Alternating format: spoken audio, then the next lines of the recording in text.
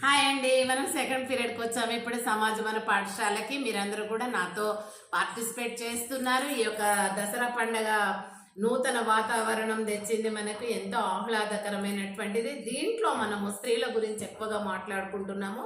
ఎందుకంటే ఈ పండుగలన్నీ కూడా స్త్రీలు విజయాన్ని సాధించినటువంటి పండుగలు కాబట్టి ఎక్కువగా నేను స్త్రీల గురించే మాట్లాడుతున్నాను. మరి చెడును మంచిని చూపిస్తున్నాను.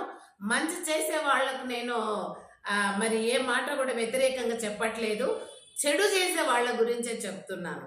కాబట్టి వాళ్ళు గ్రహించాలి. ఎందుకంటే ఇప్పుడు దేవాన దేవతల దగ్గరికి మరి పూజ కొరకు పోయినప్పుడు ఆ పూజలు మరి మంచి వాళ్ళ పూజలే అందుకుంటాడు. నీతిగా బ్రతికి న్యాయంగా బ్రతికి పతివ్రతతనంతో ఉన్నటువంటి స్త్రీ పూజలే ఆ స్త్రీలు కానీ పురుష దేవుళ్ళు కానీ ఒప్పుకుంటారు, మెచ్చుకుంటారు, దీవెనల వర్షం కురిపిస్తారు.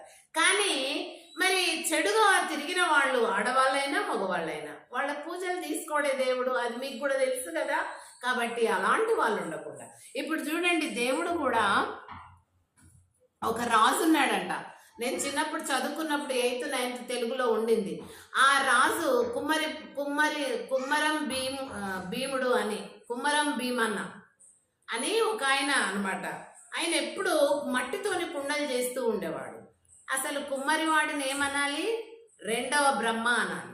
ఆ మట్టిని ఇష్టం వచ్చిన అందమైన పాత్రలు చేస్తాడు. ఆయనని మనం చేయలేము.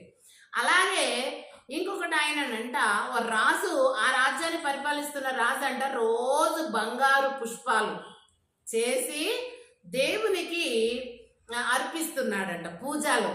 అయితే ఈ కుమ్మరి భీమన్న ఏం చేసిండంట, రోజు కొన్ని మట్టితో పువ్వులను తయారు చేసి ఏం చేశాడంట, దేవునికి అర్పిస్తున్నాడంట.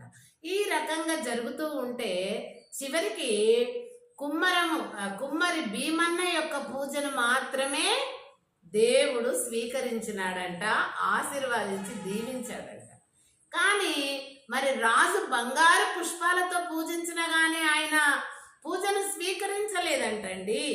ఈ కుమ్మరి భీమన్న పూజనే స్వీకరించాడంట.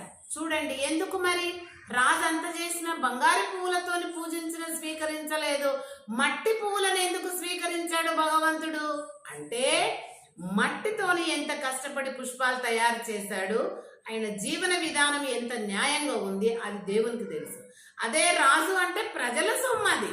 ఆయన బంగారం ఇంట్లో పండించేది కాదు, కూర్చున్న దగ్గర వచ్చినాయి అలంకరణ చేసిండు, అర్పించిండు. దానికేంటి? అందుకే భగవంతుడు అలాంటివి స్వీకరించడు. కష్టపడినటువంటి నీతి